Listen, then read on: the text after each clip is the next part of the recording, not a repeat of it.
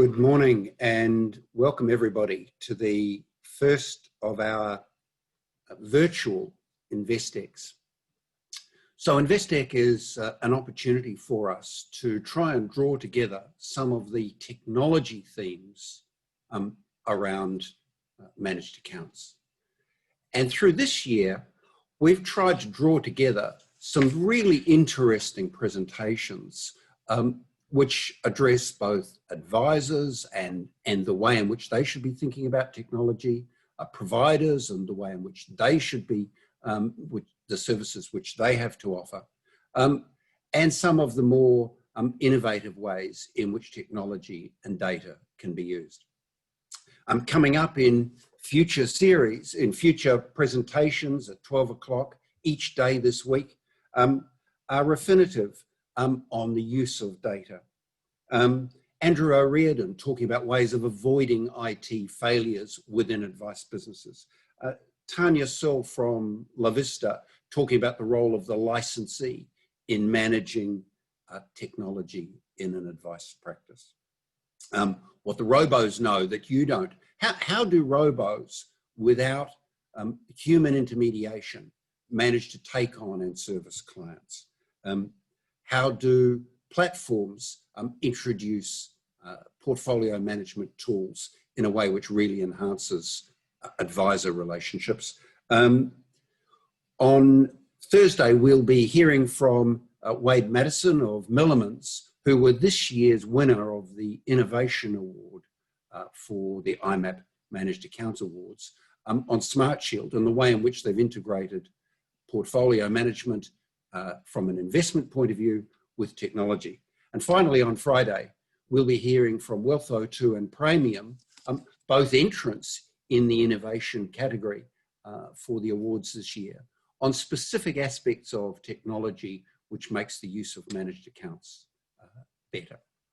Now, it's my pleasure today to introduce two really important topics: Spoilt for choice in advisor technology and Spoilt for choice in managed accounts. Firstly, but before I introduce our presenters for today, let me just tell you that if you, these sessions are not possible without the assistance of our sponsors. And if you have a question during today's session, at the bottom of your screen, you'll see a Q&A button. Type that in, type in your question, and the presenters will see your question and deal with it as they go through their presentation. So our first presenter today is Peter Worn from Enzumo. Peter is the head of strategic relationships for Enzumo, an organization that works with many advice businesses. And now it's my pleasure to hand over to Peter to talk to us about Spoilt for choice in advisor software.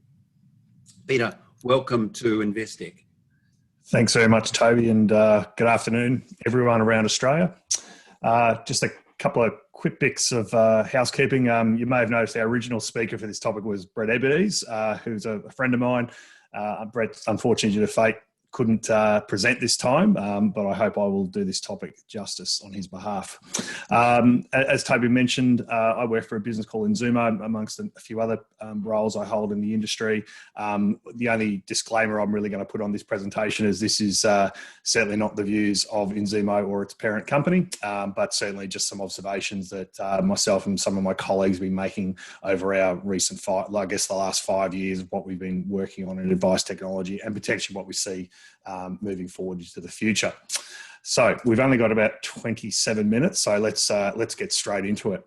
So why are we where we are today? And one of the most common statements I hear from advisors particularly is, well, it's 2020, Pete. Why are things just still so hard when it comes to advice technology? So I think it's important to just call out some of the key issues that we sort of tend to see and perhaps why we still feel a little bit stuck from where we thought we'd be at the moment. First one I'll call out is market size. So you've got to understand the Australian financial advisor market, even at its peak at about 23,000 advisors, is still a relatively small industry as when you look at what the global software industry is typically looking at. So, for example, Zoom, the platform we're operating this webinar on, has arguably a potential market audience of over 1 billion users.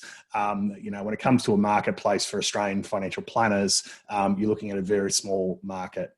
Second point is, obviously, until recent times, financial advice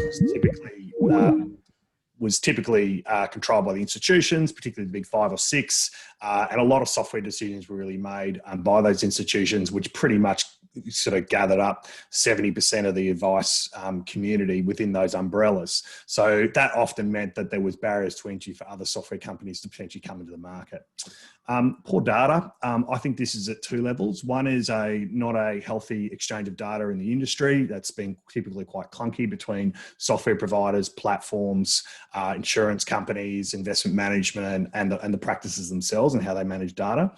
It's not been in our culture to manage data really well as an industry, and I think that's definitely changing, but I think that has been an impediment to software innovation in the future. Lack of API experience. So we really, as an industry and our software companies themselves, are only really just coming to the party in the last couple of years with the ability to create API integrations, both at a platform and a advice CRM level. That again has been, from talking to the fintechs that I work with, a huge impediment to being able to quickly get their products into market. Price sensitivity. This is one I come across all the time. I know the average margins for particularly licensees and advisors have been under incredible pressure and probably have been for the last decade, quite frankly, since the GFC. But the simple reality is the majority of financial planning businesses and licensees don't want to pay any more than what they're already paying for software.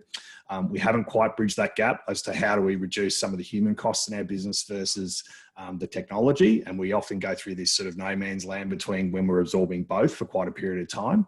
So that has meant that, you know, sensitivity to software pricing has been quite high, and competition has been probably not there as well, which would have probably drove down price somewhat.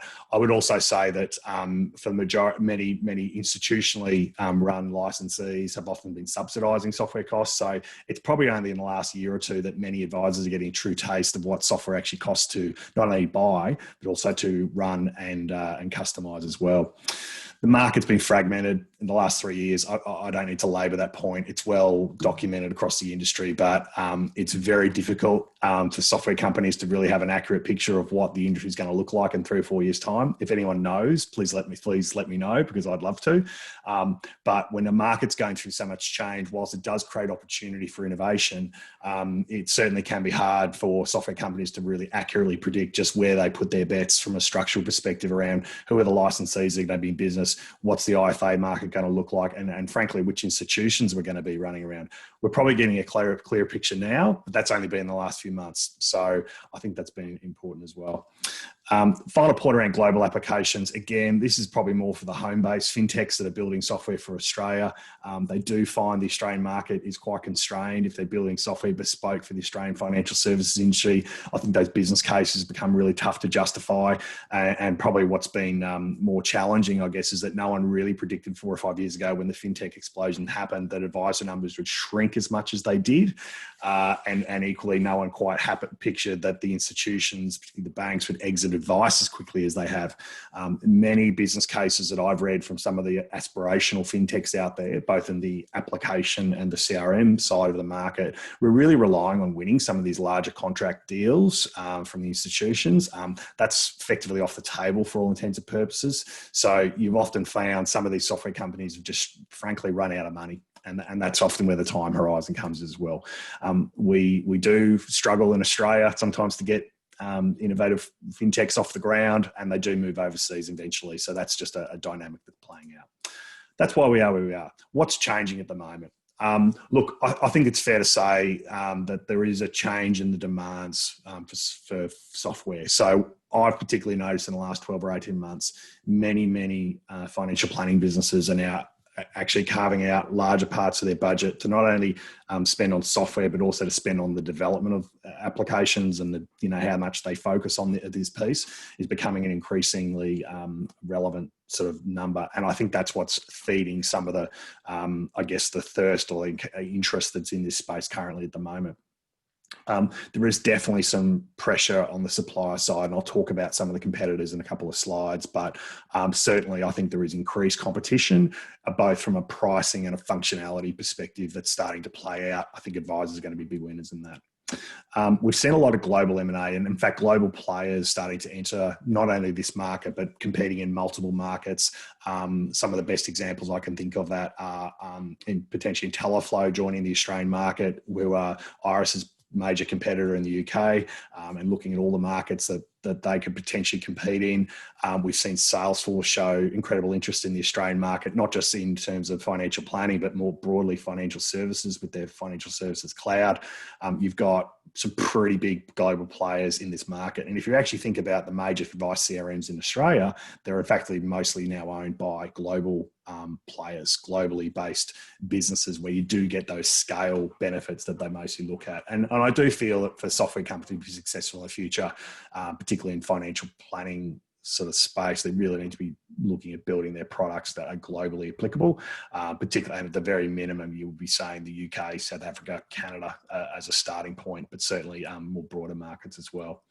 The new entrants, I think what's different this time is they are well capitalized. They're not startups. They've been successful in other markets. Where their challenges lay is we still have a really sophisticated financial planning market in Australia. We have battles for control. Who really determines best practices, to the licensee or the practice? The licensee's got governance concerns. The practice is probably more focused on efficiency. And we still have this really complicated statement of advice process that is unique to Australia globally. They are some of the challenges that you're seeing play out, but obviously I think innovation will overcome those in new time. The fintech ecosystem has been abundant, I think, in the last 4 or 5 years. I'm sure many of you have been inundated with many of these fintech providers, both from the reg tech, but also the advice delivery and client engagement spaces, coming to you and talking about their really interesting solutions. Where they are struggling is definitely integration with the CRMs. That's either a structural issue or it's a technology issue. It's a bit 50-50 as to what those challenges are. But the number one question, for example, most fintechs get is, do you integrate with Xplain? So, for example, and that is a big issue for many. Many have cracked that nut and done a really good job of it, but I know it hasn't been without tremendous cost and pain. So you need to sort of understand that when you're dealing with these fintech providers, they are going to have to really crack those CRMs to be successful. And we're certainly still seeing that there is gaps in the market, believe it or not, in some of the more, I would say, traditional financial planning tools, where, because we've had such a dominant player in Iress for so long, the majority of the industry would be using X Tools, for example, as its cash flow modeling solution. It is by far and away the most deep and broad cash flow modeling tool. There are plenty others out there, but when it comes to actually doing financial planning, the nuts and bolts of what a paraplanner has to do, it's definitely the standard. There's not a lot of alternatives out there. So what you're seeing is many of these CRMs are having to build in-house proprietary tools to actually offer their advisors something they can use day one, and particularly paraplanners. So that in itself is creating some challenges too. And the final point, which I think I'll put there in bold, is I do believe that, and we'll talk about dynamics in a minute, the platform dynamics, but data services are not widely understood in terms of how important they are for a free exchange of information between platforms and CRMs and investment managers. Many of the ownership models have changed of these, particularly these data aggregator businesses. The ones that spring to mind are Agility, Investment Link, and obviously Iress had their IPS, which is an industry standard effectively.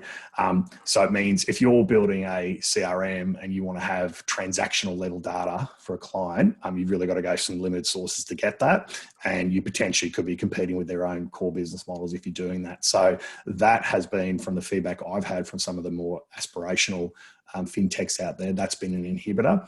And that is because Australia still has a culture of trying to get transaction data from their investment platforms into their CRMs and into their advice documents. In many markets like the UK, that's pretty rare. You would normally just do a integration for balances only, and you would actually go to the platform itself for any further information. I have a theory that many businesses do both. They both look at the transactional data feed to their CRM, and they go to the platform itself and they try to reconcile why they don't look the same. But at the same time, I think there is an opportunity for one of those data aggregators integrated providers if they can correctly position themselves to really facilitate better competition in CRMs and better advisor outcomes. I just want to talk about this uneasy relationship it's starting to build between the three key players who I think make a lot of software purchasing decisions at the moment anyway, and that is the platform operators, the advice CRMs themselves, and the licensees. I've noticed an increasing shift in two areas. One is there has been some acquisitions of recent times, which have meant that some of the advice CRMs are now arguably entering product administration or potentially product ownership, which is quite well documented in the industry. The platform operators themselves are desperately trying to find ways to capture better market share, capture more share of wallet from advisors, add more tools, and I would argue potentially have a relationship with the end client as well to protect their business models. And the licensees themselves are sort of really repurposing their business models altogether and looking at how they, and I'm sure there's some really deeper discussion tomorrow on this issue around what licensees are thinking, but they're now thinking, well, how do we provide data services? How do we potentially make margin on software and all the things that we need to do to run our business as well? The key dynamics I think that are challenging for this industry are that a lot of these businesses that own these other services adjacent to them are going to be competing in various other verticals with these businesses they arguably would have to integrate with to perform well. That can work quite well in a market where you have a very consistent, almost equal market share between the core players in that market. But in a market like Australia, where you do have a high level of platform concentration, it's still in big 5 and 6 platforms, and in Australia and in software particularly, where you have a very dominant player in Iris with still 65% market share. I'm not sure what the exact number is, but 65 seems to be about right from what we see, and a whole other bunch of smaller players and new entrants. That can be a real challenge, and that's where people need to think about, okay, well, what are we really trying to achieve here as a business? So what I'm concerned about as this battle for a bit of control plays out a little bit somewhat between these providers, does the poor advice firm get left out a little bit here and caught in the crossfire, so to speak, because we're not getting that seamless integration of data between those businesses? Many of the licensees are now building their own bespoke data solutions that I would argue probably shouldn't sit in their own wheelhouse, but they're doing it out of necessity because they can't get good quality data provided any other way because of these issues. So I think we're going to see a lot more of this play out. I don't think the M&A is over, just quietly. I really feel that particularly some of the platforms that have got very high valuations at the moment, which is quite evident. If I look at the valuations in platforms, they're far and above the valuations in the advice CRM market. Many of the platforms are now bigger companies than Iris, frankly, just on market cap as well. And licensees obviously are broadly quite undercapitalised. You're going to have some really interesting dynamics play out, I think, in the next couple of years as that, and or potentially even sooner, as COVID has often meant that many people have accelerated their acquisition plans as well. So that's an interesting one. What's the message to advisors here? I think you need to be talking to your advice CRMs and your platform providers about just what is their strategy for integration. How open are they to but having a level playing field to make sure that the software you choose and the platform you choose are going to play nice together. So who are the players? I'm not going to comment on any individual businesses' strategies because I think that's not appropriate. I think it's those businesses should do that themselves to you. But a couple of things I did want to sort of call out here. First of all is that in terms of players in the market, I would argue in a shifting market of a shrinking market, I should say, of 22,000 authorised EPs, and of those 22,000, I would say probably only 15,000 are in this market to be buying software. I would argue that 5 very large players is more than enough for Australia. Particularly if you look at the fact that all of these players have been in business for a long time. One is a new entrant with IntelliFlow. One is a kind of one foot in the door entrant with Salesforce Financial Services Cloud, but a very proven player across many, many markets and indeed in Australia with many institutions itself. Iris have been around for a long, long time, and obviously Midwinter and Advisor Logic, who have been there for many, many years, keeping, I would argue, the incumbent on its heels, both from a functionality and pricing perspective. But even both those businesses have been recently acquired. So Midwinter was acquired by Bravura, who are a listed, more predominantly based UK-based administration company, superannuation administration company, but a data company as well.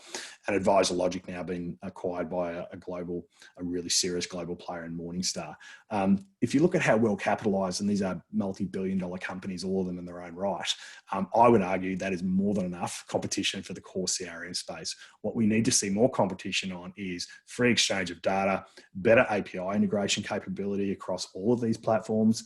I'd say the two leaders or the potential strongest players on this front would be IntelliFlow and Salesforce. IntelliFlow have an app store which anyone's free to build applications on and have a free exchange of data, and Salesforce have their app exchange obviously as well, which creates a lot of flexibility. I think the other three players are going to be dragged into that market in order to retain market share, particularly as advisors say they want to build things their own way.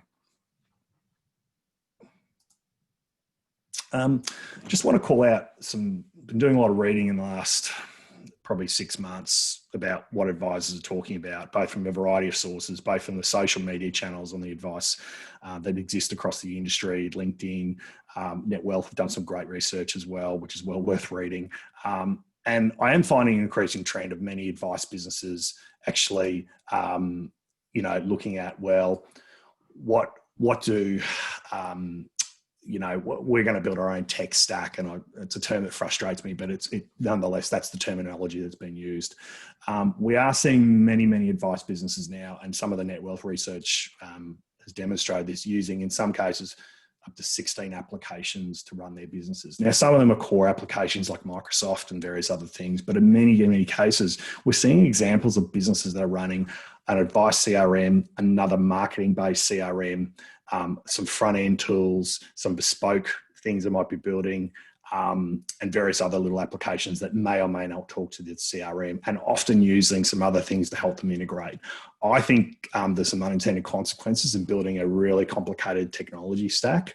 And I think that, businesses need to think really carefully about just how complex their building is, and fundamentally go back to first principles. What business am I actually in? Am I a financial advice business, or am I developing my own custom software? I think that, there'll be more discussion on this. I think there's some potential unintended consequences around people who do build overly complex technology stacks, as it were. I prefer we use the term technology pile, because they're not necessarily stacked on top of each other. They're not integrated. It's more a pile. I think advisors need to think really carefully about how they do that. We should not be championing businesses who are using far too many technology applications. What we prefer to see is people using tightly integrated tools within one core CRM, really protecting their data and maximizing the value of what they're actually getting to benefit clients. Anyway, plenty more to talk about on that issue, and you'll definitely hear more from me on that issue in the next little while. Okay. Spoilt for choice. We are spoilt for choice. I think there's a huge amount of tools. This is a great snapshot that the guys at NetWealth provided around all the various different things being used in the industry. I think what we're seeing less choice for really is, can I truly integrate these tools into what I'm using as my core CRM? I would argue you're not at the moment. I would argue many of these tools are sitting independently, or they have very loose integrations of sorts. So as I said, that just ties in with that narrative of a tech pile rather than an actual truly integrated tech stack.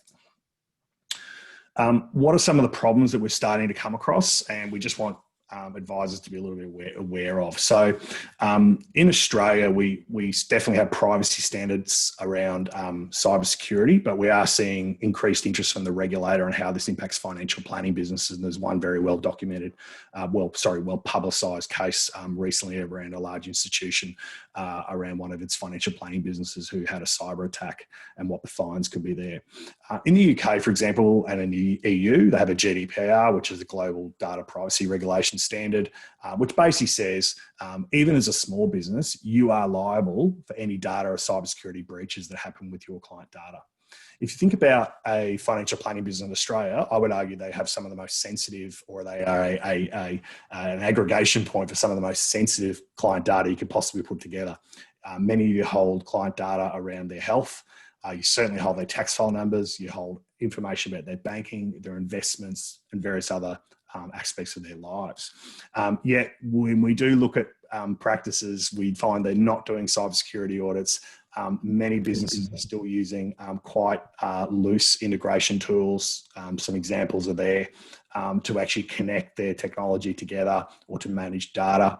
I do believe, rightly or wrongly, that much of this is done because there's been a perceived lack of sort of ability to integrate some things into Iris that they would like to do. Iris is definitely changing that, but I think that's created some perception and potentially people trying to work around it, which is understandable.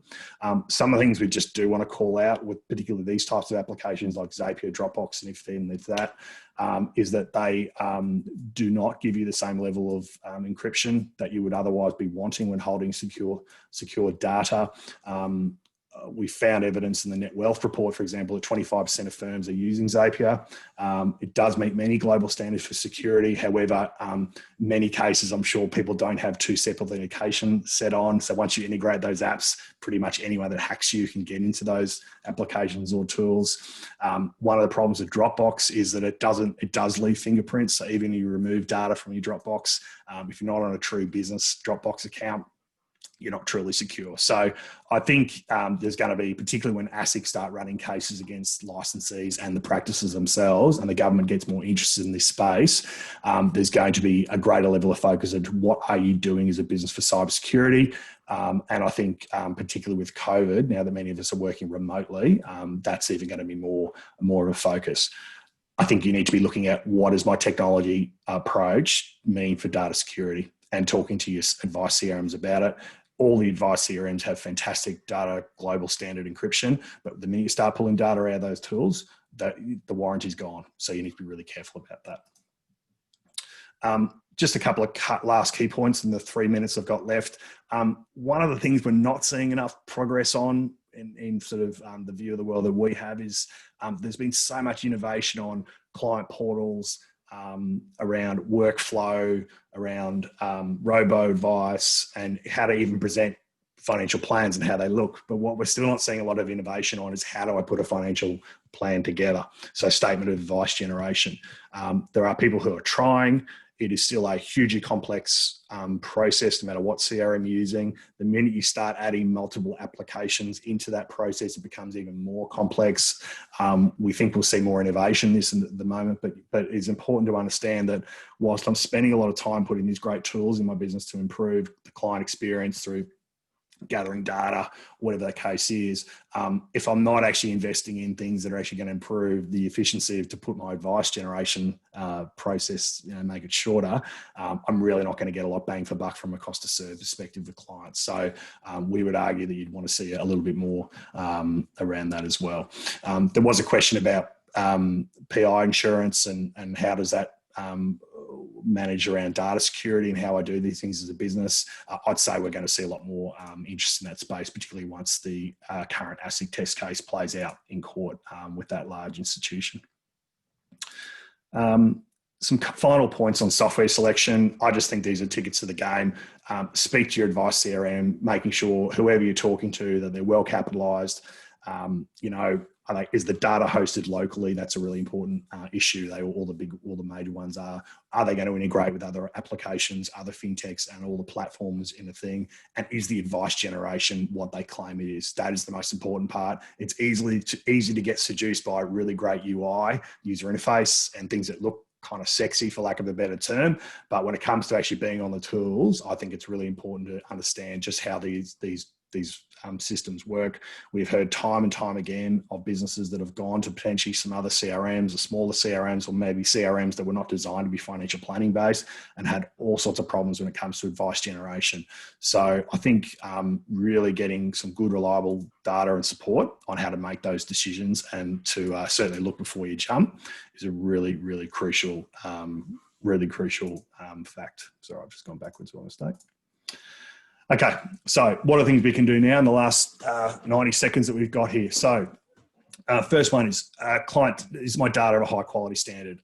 Many of the M&A consultants in the industry that help with practice sales still often tell us that they find in many businesses they sell, often over half of client data is still not complete and accurate. Again, that's a really key piece. Crap in, crap out applies with software as much as anything else in life. So getting your data quality right is a really important piece before you even embark on reviewing just what my CRM is going to be. Second point, have a really good hard look at, do I need this many tools to run my business, or are there tools that are maybe tightly integrated already into a CRM that I'm just not using potentially, and really think about less is more as much as possible. I know one CRM is not going to do everything for you, and I know you need to talk to other applications to make your life better, but resist the urge to just keep adding more and more solutions into the mix as well. Is my ecosystem applications exposing my data to cybersecurity? Really think that's going to be a big focus. I think you're going to see more cybersecurity audits happening from the licensees in the future. And I think there'll probably be a couple of businesses will pop up that'll help people do cybersecurity audits to make sure that the business is doing all the right things. Use the COVID test, think about how you're going to be doing your business in the next 10 years. And before you start looking too hard at different applications, getting too distracted, I think the move to this virtual world has definitely accelerated the trend towards client engagement in a more virtual way. So I know many businesses are already on that track as well. I've spoken about GDPR and what that means for data and privacy regulations, but I think it's a really important point for the future as well. The final point is, where do you get advice on this stuff? I do think there is merit in speaking to some more independent consultants who can help you with this type of information. I think there's going to be a few more independent consultants pop up as we get more competition in the advice CRM market. I would argue that getting all your technology guidance from only one or two key players, particularly if they are a platform or they are an advice CRM or they've got an angle, is a dangerous strategy. I think you need to get a whole range of issues, but often I think independent information is really, really important, and specific guidance to your business as well.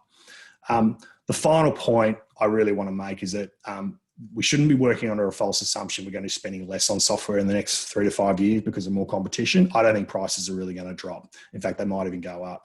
I think what you're going to see is significantly better value for money in what you're paying for software, better tools and better integration. What has to change though is the spread of costs that happen within your business, and measuring the success of your technology spend in terms of what it does to your overall staffing costs and your actual cost to serve to your client as well. So that's it for me. My contact details, I think, Toby, I'll just pop up in here. You can reach me on LinkedIn or Enzumo, email there, or Twitter. And I think I'm bang on time, Toby. Back to you. Peter, thank you very much. And can I say what an excellent start that was to our session today. The key point I got out of Peter's conversation there is, of course, the absolute critical importance of data, transaction data, holding data, client account data. And that's an excellent way of introducing our next session, which really focuses in a little more on managed accounts specifically. It's going to be moderated today by Tom Schubert. Tom is managing partner and portfolio manager at Drummond Capital. Like Peter, an internee in the People's Republic of Victoria. Tom co-founded Drummond and has 15 years of investment management experience. And now I'll leave it to Tom to introduce his two panelists. Tom, over to you. Thanks, Toby, and good afternoon, everyone. Spoilt for choice in managed accounts is a great way to start the IMAP InvestTech Week. Innovation has certainly increased choice and opportunities for those already using or considering managed accounts. We know the advice industry is undergoing significant structural changes from a regulatory standpoint, particularly following the Royal Commission. Less obvious, but in some ways equally important, is the life cycle of the retirement industry, as it moves from a system built for accumulation to one that must now provide a sustainable income stream to retirees, a challenge made even more difficult by the low interest rate environment. Advice practices are now working through what this new regulatory and investment landscape looks like and how they can best serve their clients. Managed accounts help solve both these challenges, bringing specialist investment expertise to improve client outcomes whilst also increasing client engagement and reporting. But managed accounts also deliver significant practice efficiency and risk management, enabling advisors to focus on greater compliance requirements and the increasingly complex task of superannuation advice that adds so much value to their clients. The task of choosing the right managed account solution shouldn't feel binary.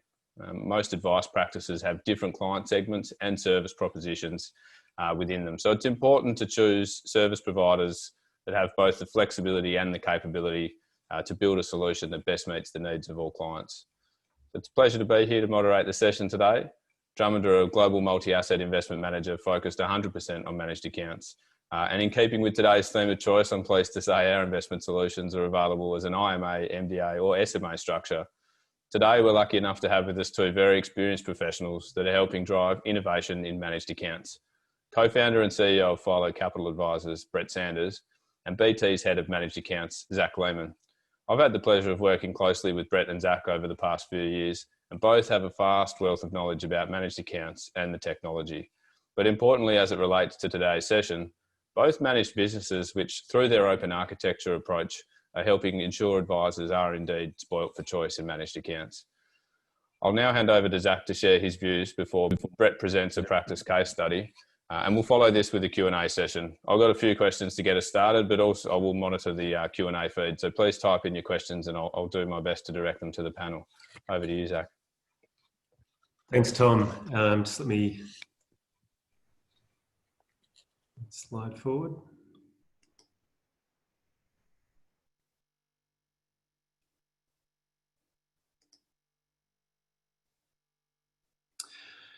Okay, thank you. So the topic of today's session is spoilt for choice, and this is certainly true when it comes to managed accounts and the platforms, managers and portfolios now available. But also important when focusing on the individual needs of investors, the ways that portfolio management can be delivered using managed accounts, such as non-discretionary models, MDAs, SMAs and others. While the choices at first may seem daunting, it's important to consider the options that best suit your own circumstances. Now, this is obviously going to depend on a lot of things, such as the type of clients that you service, high net worth, high touch, bespoke clients, retail or even mass affluent, retirement versus accumulation. They're all going to have different needs and determine how much time you can spend servicing them. Your own investment capability or desire to manage money or outsource investment management is also going to be a significant factor. A good way to look at this is to consider the amount of discretion you or your clients want over their investments versus the centralisation or the efficiencies that you can derive from different solutions. On the slide here, we can see that there's really only about 4 or 5 ways of managing client money. At the least centralised and lowest discretion, bottom left-hand corner of the chart, is investor maintained, where clients place their own trades with no advisor input. The more conventional non-discretionary arrangements using client-based models provide the opportunity to centralise some of the management by using model portfolios, however, come with a higher compliance burden, which can be reduced through leveraging digital capability for providing advice and receiving client consent. Now, to truly start to centralise portfolio management across clients at higher level discretion is generally what we need. You've got a investment capability on accounts and outsource, which is shown here as we go across and up. So if you have your data until the Sorry, Zac, we'll just get you to pause for a second. I'm not sure. Brett, your reaction tells me that if it's a bit of feedback on the line. Yeah, I could hear that too. Yeah, quite bad feedback there for a second. Yeah. Maybe just try again, Zac. Sorry to interrupt. Sorry, I hope that's better. That's better. Yeah, perfect. Thank you. If you could go back about a minute or just to the tailored. 45. Yeah. Yep. Tailored in the middle, I think. Yeah, sure. So I was just saying that, a good way to look at this is looking at the amount of discretion you or your clients want over their investments versus the centralisation of management or the efficiency that it can provide. We can see there's about 4 or 5 different ways that you can manage client portfolios using managed accounts. So at the least centralised is your investor maintained or really where a client places their own trades with no advisor input. The more conventional non-discretionary arrangements using client-based models. provide the opportunity to centralise some of the management. However, they come with a higher compliance burden, which can be reduced leveraging digital capability or for providing advice and receiving client consent. To truly start to centralise portfolio management, then you need a higher level of discretion. And generally this comes along with requirement for investment capability, which is either in-house or outsourced, which is shown as we head up the curve. If you have an MDA or intend to obtain an MDA, then there are tools to help you facilitate your own practice or advice-based discretionary models. Or at the dealer level, you can partner with a third-party MDA provider, such as Philo, or an RE to issue your own bespoke models. This can be utilising your own in-house investment capability or partnering with an external asset consultant or investment manager. If you wish to then completely outsource the investment management, then professionally managed SMAs provide the greatest level of centralisation, and they may suit your business and clients. I think the reality though is that you'll need a broad range of, you will have a broad range of clients with differing needs. So you may need to deploy a number of these different solutions within your business. What's important though is that the technology you choose is an enabler and meets your needs in the way you want to manage your clients, rather than you having to change to suit the technology.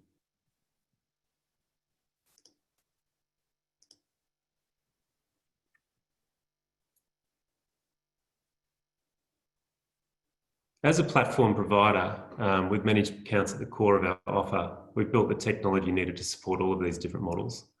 We've worked closely with participants from across the value chain, including licensees, advisors, MDA providers, external REs and consultants and investment managers, to build functionality that meets the needs of advisors and helps them to manage their clients' investment portfolios in a way that suits them.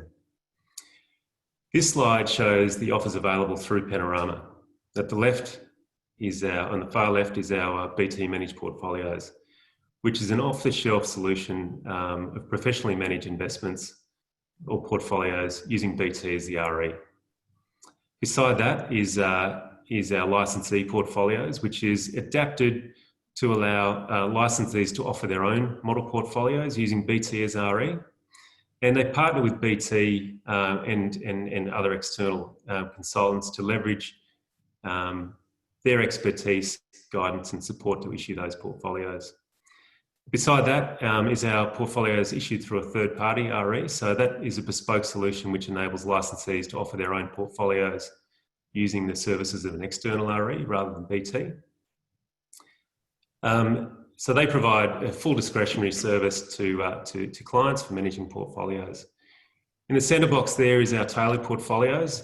These are a range of tools which are provided to MDA providers to create, manage and implement their portfolios. And they can be either the licensee own MDA, or they can partner with a third-party MDA provider, as I mentioned. And on the right-hand side is advisor portfolios, which are non-discretionary account level models that utilise digital tools to generate ROAs directly from the platform to the client's mobile device, and digital consent, which allows the client to consent to the advice from their device, which is all captured and transacted automatically through the system.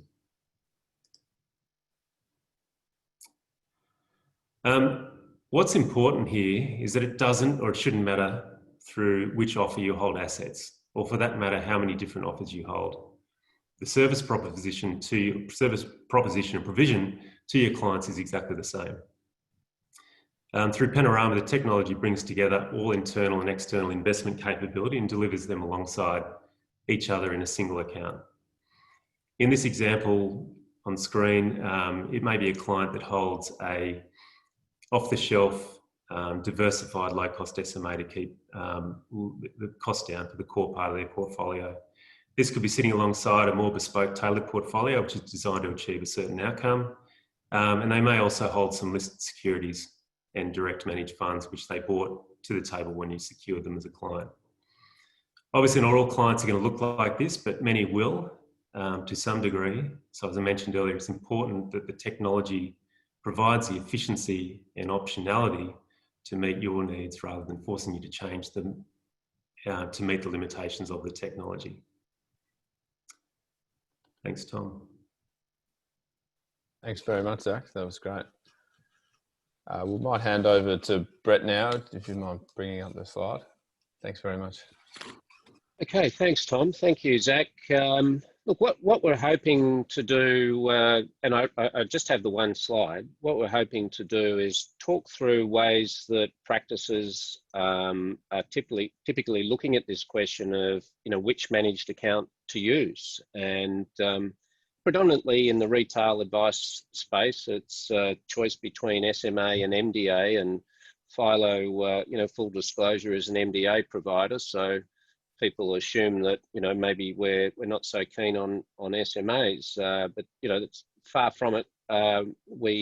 Every single one of our clients uses both. And so what I'm going to cover in this slide is to take you through the ways in which people use them. I'm not saying it's the right answer for everybody, but to give you just a small case study of how people are using SMAs and MDAs and why they would use one in place of another in different client situations. So perhaps if I talk through this slide, just the structure of it first of all, make sure it's clear. So advice firm at the top, and what we're describing is a solution for an individual advice firm.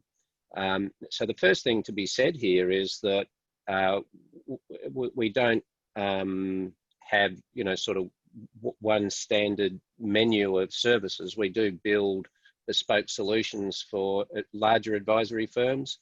In other cases, people are happy to work with off-the-shelf portfolio options, but it really just depends on the business. But for this example firm, what we've got down the left-hand column is who's the issuer of the managed account service, then who's administrating it, what type of client would it suit, what's the vehicle, what's the type of managed account vehicle that's being used, and then down the bottom, what sort of investment options are available through that selection.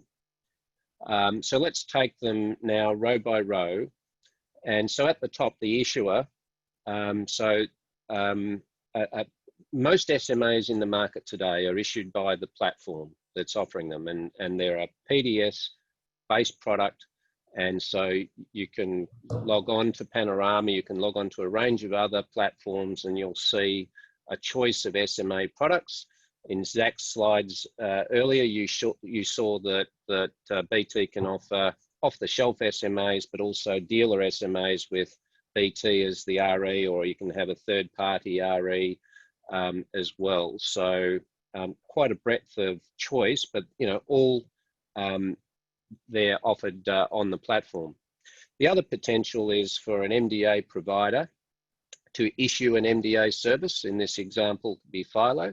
Equally, some advice businesses have their own MDA authorizations, and then they are issuing an MDA service. And so why do we care about who the issuer is? Well, the issuer is the party that ASIC is going to hold accountable for the compliance of that service, I guess, is the simplest way to think about it. The administrator, who's holding the assets, who's allocating the income, who's collecting the fees, who's providing the reporting. In this example, it's BT Panorama. I have to say, managed accounts, MDAs and SMAs don't have to be run on platforms. We just think it's actually quite a convenient method to run them. And there are a lot of merit in using platform technology, but it's technically possible to run them off platform, but we think there are good reasons for running them on platform. So BT can handle both SMA and MDA. The client type, well, let's sort of talk about this SMA or MDA decision. My experience is that clients or advisor groups find that SMAs work very well for smaller clients and for those who do not require a high level of ongoing engagement. And in fact, in terms of the SMA regulation, it's possible to recommend an SMA to an investor, and you have no requirement to update your advice to them at any particular time interval. In contrast, an MDA it's a service. is not issued under a PDS. There is relief from the prospectus provisions of the corporations law, but there is a requirement that there is advice, both initially when someone goes into the MDA, and then on a no less than, every 13 months, that the advisor must review the suitability of the MDA program, the service itself, and the investment program that's offered through it. So where you have to have advice annually, as you do with an MDA, if you've got a small balance, the cost of that advice could be prohibitive to you. If you've got $60,000, $70,000 and you're paying your advisor, it's a professional service to review their circumstances, maybe you don't need to be getting that advice every year. I think for those sort of smaller investors, SMA is brilliant. And when I say smaller, I'm probably thinking, typically it's sort of up to 150,000 or so.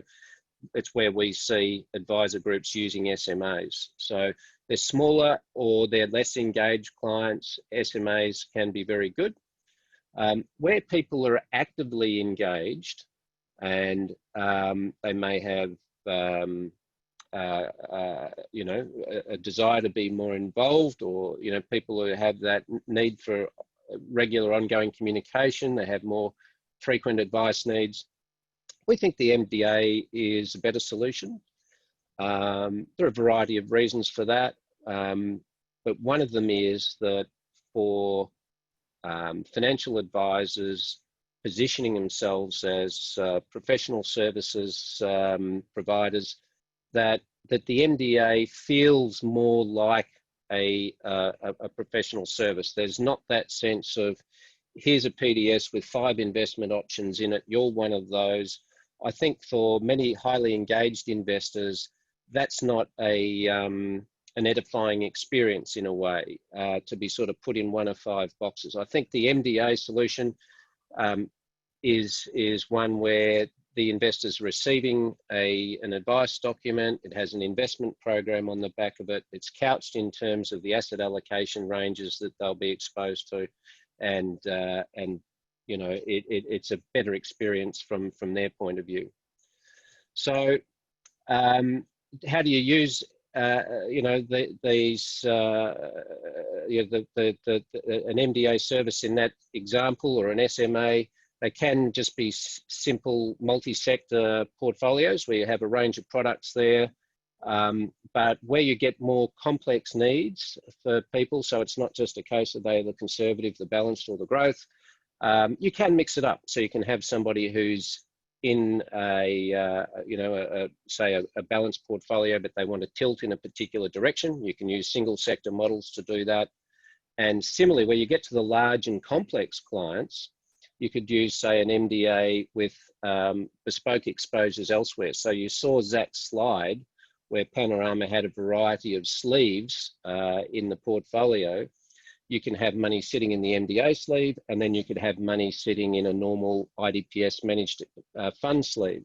Or it might be some direct equities that are maybe being held for tax reasons where you don't want them traded. So you can hold those assets in another sleeve separate from the MDA, but the platform will provide you consolidated reporting of the overall asset allocation position. So I think, I hope that gives you sort of some sense of the way you could operate it. But, basically, in my experience, SMAs for the smaller clients, MDAs for the larger and the more engaged. You can have a range of investment options. MDA gives you a lot of flexibility to also adapt that as well over time. So, for example, we've got clients who have started with 4 or 5 different model portfolios, and then they decide they'd like to add some ESG portfolios, or they want a different set of portfolios for accumulators versus retirees. You can do that quite easily in an MDA service because you're not having to vary a PDS, and so it's quicker and cheaper to do that. Anyway, I hope that gives you an overall idea, and I'll hand you back to Tom. Thanks very much, Brett. That was great.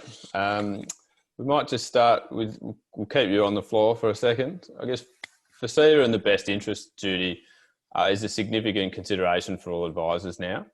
I guess, how do you see managed accounts solving for best interest, Brett? Well, look, best interest is it's a personal advice obligation, first of all. So I have to say that it's the advisor's job to determine whether the MDA is in the client's best interest. But when you think about that FCA obligation to treat all clients equitably and to treat them fairly, the old model of, making an investment decision and then saying, okay, we've got to, update our client portfolios and working through them serially, you can see if that can take advisors weeks and sometimes months to complete that process. Now, that is the antithesis of treating people equally and fairly. You have to actually play favourites. Who am I going to transition first? We know that the effectiveness of investment decisions decays over time, and we've got research on that for anybody who's interested. So the old way, it bakes in unfairness. So I think for people to meet their FCA obligations, managed accounts are very helpful, whether it's an SMA or an MDA. And from a bid point of view, if you're thinking about what's in the best interests of your client, are you better off having them in a service where they are going to be rebalanced more frequently and where they're going to be rebalanced equitably? I think that feeds into the advisor's judgment around best interest, and that's a powerful force that should be, a powerful factor that should be in the advisor's mind when they're making that judgment. Very good. Zac, have you got anything to add, maybe from a choice perspective in meeting those obligations? Or? Yeah, sure. I mean, just reflecting on what Brett said, I mean, FCA is really underpinned by a number of different ethical values, diligence being one of those. So when you look at diligence, I think choice is significantly important. So advisors are required to exercise due care and skill in the way that they do things, such as engage and understand their client, identify clients' needs and issues, scope and limit the services they provide to a client, develop strategy, develop product and service solutions, and ensure that the strategy and product solutions they provide are fit for purpose and intended to improve the client's financial well-being.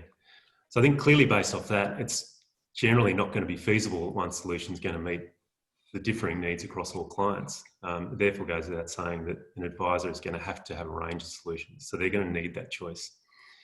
Also, when it comes to competence, which is another one of the sort of key values, advisors need to really question whether they are appropriately skilled and resourced to deliver the services, such as investment management, if they are looking to manage their client portfolios. And if needed, be willing to engage and help from other professionals, such as consultants or investment managers, to help them with that process. So they're going to need flexibility of an offer that allows them to do that and allows them to embed those other providers within their investment solution. So again, choice becomes important. You need to have the choice to be able to do that and be able to embed those various solutions across your client base. Very good. We've got a couple of questions coming in on the Q&A feed, which relate, I think, to ongoing development in the space. So, Zac, I know BT continually developing the offer in relation to managed accounts. What do you see future developments as? What's coming down the pipeline from a technology perspective? Yeah, I think the managed accounts now from a product offer is developing, is maturing, and a lot of the functionality is now there. So I think where the future development goes is really about enabling advisors and ensuring that technology delivers on the needs of the future advice practice. So we spend a lot of time and invest a lot in innovation and new functionality, and we do this in consultation with the industry. So on that, I think from that, what we're seeing for development in the near term certainly is probably things around greater customisation or mass customisation, which is enabling the advisor to better customise models at an individual client level, or even to achieve specific outcomes or tailor portfolios across their client base, so they can overlay specific practice level requirements. Communication is going to be a big one. Managed accounts have provided far greater transparency, but they haven't, or arguably haven't necessarily delivered on the ability for managers and advisors to communicate effectively on portfolios and portfolio changes. So I think leveraging, digital communication means advisors and managers will be able to push relevant communications directly to advisor, to the investors. Just on digital and digital enablement, I think we'll see far greater use of that for obtaining things like client consents for trading, corporate actions, and managing regulatory obligations, particularly with some of the Royal Commission recommendations which are coming in early next year. And then I think we'll also see further enhancements in the way that that the portfolios allow external relationships to be embedded, as I mentioned before. So such as allowing external asset consultants and investment managers to seamlessly integrate into that investment process, or for advisors to outsource a portion of their portfolios, allowing them to leverage the input from various experts in specific fields within their investment management. Thanks, Zac. Thanks. Brett, maybe one more for you. I think that answered a couple of the Q&A feed just in relation to future development around model of models, you know, SMAs within MDAs, and sort of the mass customization piece. I still feel advisors, Brett, are kind of reluctant to trade control of investment decisions in exchange for the efficiency that managed accounts bring. Like, what are you seeing from an investment governance perspective as the market evolves? Look, I've been somewhat surprised in a way that how many have been willing to say cede control. I think the reality is that people are seeing the benefit of a more dynamic approach. People are recognizing that there are limitations to how much they can cope with administratively, and also that, you know, particularly when you have fast moving markets like we've had in the last few months, that sense of, you know, just the amount of time that you have to devote to assessing all the inputs and being able to make well-considered decisions. And, you know, you think about the moral imperative, you're dealing with someone's life savings. It's not a job for part-timers on the investment front. You know, I just think that time's passed. If you're dealing with someone's life savings, you want to make sure that there are people that are absolutely focused, you know, 24/7. All they're thinking about is, you know, these portfolios and how they can deal with risks and opportunities as they arise. So my experience is planners have actually embraced that far more strongly than I thought they would. People are naturally nervous when you're sort of moving to a new methodology about, you know, being able to just get a little bit of transparency. How does this process work, and feeling comfortable with it? But by and large, you know, advisors have embraced it. But I do think, look, there's an issue there for the frontline advisor in terms of, okay, well, if I'm not picking the portfolio off an APL, what is my job? And that's a really significant question, which doesn't have to be answered the same for every advisor. You know, that there's still room for advisors to have lots of conversations about investments with their clients, but there's also room for those who say, well, actually, I'm all about the strategic advice, and I'm about servicing and, you know, communications. There's lots of ways that an advisor can deliver value, but my experience is they've been pretty embracing of you know, getting the right expertise around portfolios. Very good. Thanks, Brett. Toby, are you calling time on us? Tom, look, thank you very much for your session, Brett and Zac. Thank you both, and to Peter Warren for the first session this morning. I think both of those canvassed some really important issues as advice goes through fundamental changes in what is it we stand for, what do we do, what are our areas of expertise. Zac touched on this, and I think for all of you who are listening today, it's well worth going to FASEA Standard 10 and having a look at that standard, which, as Zac mentioned, says you may only do those things for which you have the expertise. So thank you very much for attending today. We have a set of poll questions, which I'll trigger in a moment now. Let me just do that. Please respond to those. Those of you who registered yourselves or who were invited by one of our sponsors will also be receiving a menu log voucher. So thank you very much for joining us today. Tomorrow, we have a really interesting session with Refinitiv and Resonant, talking about the power of data and the way in which data is used in making investment management decisions. I've seen the dry run. I know it's got some really interesting examples in it. And then following that, we'll have a case study with Andrew Reardon, focusing on how to avoid technology failures in advice businesses. And the takeout from that will be a little project diagram, which you'll be able to use yourselves. So thanks very much for joining us. Tom, Zac, Brett, and Peter, thank you very much for your presentations today. And we look forward to seeing you all again tomorrow. Thanks very much. Thanks, Toby. Thank you, Toby. Thanks, everybody.